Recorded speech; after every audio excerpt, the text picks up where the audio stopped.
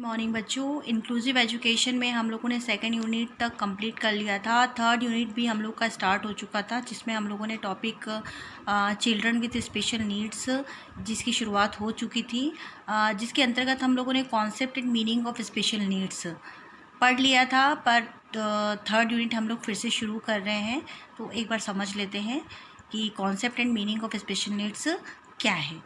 तो विशिष्ट आवश्यकता वाले बच्चे की अवधारणा एवं अर्थ, concept and meaning of special need.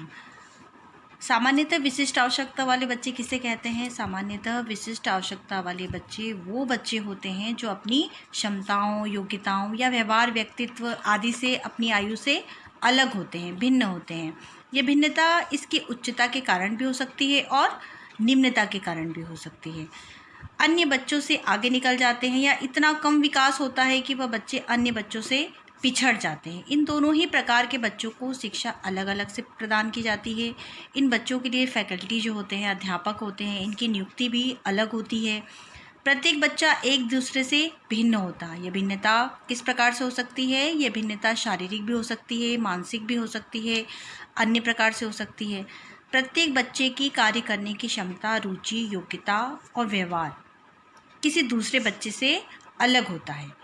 कुछ बच्चे कार्य करने में इतने कुशल व तीव्र होते हैं कि अन्य बच्चों से आगे निकल जाते हैं, और कुछ बच्चे इतने ढीले होते हैं कि वह पिछड़ जाते हैं। जैसा कि हमने आपको पहले भी बताया था कि अगर 60 बच्चे क्लास में बैठे हुए हैं तो ज़रूरी नहीं कि सबका IQ लेवल एक समान हो, सबका IQ लेवल अलग अलग होता है। इसके लिए हम लोगों ने आपको बताया था कि इसके लिए हम क्या कर सकते हैं। इसके लिए हम IQ लेवल चेक करने के लिए क्या कर सकते हैं, हम लोग इसका बुद्धि परीक्षण कर सकते हैं। बुद्धि परीक्षण, IQ लेवल जो होता है, बुद्धि लब्धि परीक्षण जो होता है, वो किस प्रकार से किया जाता है ये भी हमने आपको बताया था कि जो हम लोग परीक्षा लेते हैं, जो परीक्षा का परिणाम आता है, जो रिज़ल्ट आता है, वो बच्चों का IQ लेवल का रिज़ल्ट होता है। दूसरा, क्लासिफिकेशन ऑफ स्पेशल चिल्ड्रंस। तो क्लासिफिकेशन ऑफ स्पेशल चिल्ड्रंस क्या है? विशिष्ट बालकों का वर्गीकरण। ये दो प्रकार से हो सकते हैं, शारीरिक रूप से विकलांग बालक और बौद्धिक रूप से। तो शारीरिक रूप से जो विकलांग बालक होते हैं, जो फिजिकल हैंडीकैप होते हैं बच्चे, उन बच्चों में कौन कौन से बच्चे आते हैं?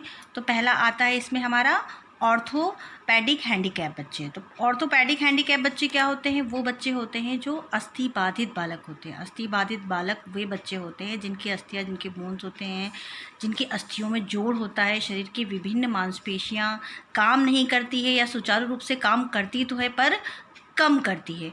कुछ परिस्थितियों में तो बाधिता इतनी गंभीर रूप धारण कर लेती है कि ऐसे बालकों को चलने में परेशानी होती है, और बहुत सारे बच्चों जो होते हैं वो ऑपरेशन करवा के जो बनावटी या कृत्रिम हाथ पैर जो होते हैं, जो कार्य तो नहीं करते हैं, सिर्फ जिन्हें हम देख सकते हैं, जो सिर्फ हाथ पैर लगे हुए हैं ऑपरेशन के द्वारा, पर वो कार्य करने में सक्षम नहीं होते हैं। ऐसे बालकों को शिक्षण है तो शिक्षण कक्ष को उनकी आवश्यकताओं के अनुरूप आकृति देनी पड़ती है। सामान्यतः अस्थि बाधित बालकों को बिना किसी कठिनाई के स्कूल में शिक्षित किया जा सकता है। इसी के अंतर्गत दूसरा आता है श्रवण बाधित बालक, हियरिंग हैंडीकैप। जो ये कौन से बच्चे होते हैं? श्रवण बाधित बालक वो बच्चे होते हैं जिनकी सुनने की क्षमता या तो कम होती है या तो पूरी तरह से नष्ट हो जाती है, या पूरी तरह से उन्हें सुनाई नहीं देता है। श्रवण बाधित बालकों को बोलने व भाषा में परेशानी का सामना करना पड़ता है। श्रवण बाधिता सभी बच्चों के समान न होकर अलग अलग होती है। कुछ में श्रवण बाधिता बहुत गंभीर रूप से होती है, उसका लेवल बहुत होता है जिससे बच्चों को बिल्कुल सुनाई नहीं देता है, और कुछ में कम होती है, मतलब सुनाई तो देता है मगर कम सुनाई देता है। श्रवण दोष का पता लगाने के लिए हम डॉक्टर से, विशेषज्ञ से सलाह लेते हैं कि इसका लेवल क्या है, किस लेवल तक बच्चा सुन सकता है, किस लेवल तक बच्चा नहीं सुन सकता है। तो इसका उचित रूप से इलाज करवाना चाहिए अगर बच्चा कम सुन पा रहा है। और ऐसे बच्चों के लिए हमें क्लास में क्या करना चाहिए? अगर मान लीजिए 60 बच्चों की क्लास है आप लोगों की, और जो बच्चा कम सुनाई दे रहा है वो पीछे बैठा हुआ है। क्यों बैठा हुआ है? क्योंकि उसको एक हेजिटेशन है, घबराहट है बच्चे को, कि मान लीजिए टीचर ने कुछ पूछ लिया या कुछ। हम ऐसे बच्चे जो होते हैं, जो फिज़िकल हैंडीकैप बच्चे जो होते हैं, चाहे वो मेंटली हो, ख़ास तौर से बच्चे ये कोशिश करते हैं कि हम सबसे पीछे जाके बैठें, टीचर या शिक्षक की नज़र से हम बिल्कुल दूर रहें। तो ऐसे बच्चों को हमें आगे बिठाना चाहिए और उनको प्रेरित करना चाहिए कि वो अपना सही रूप से इलाज करवा सकें। अब इसी के अंतर्गत आता है दृष्टि बाधित बालक। दृष्टि बाधित बालक क्या होते हैं? Visual handicap. विजुअल हैंडीकैप में कौन से बच्चे आते हैं?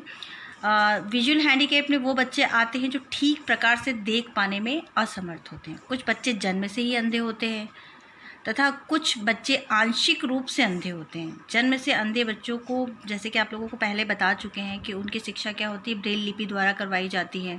कुछ उभारू अक्षर होते हैं, शब्द होते हैं जिनके द्वारा उनकी पढ़ाई होती है।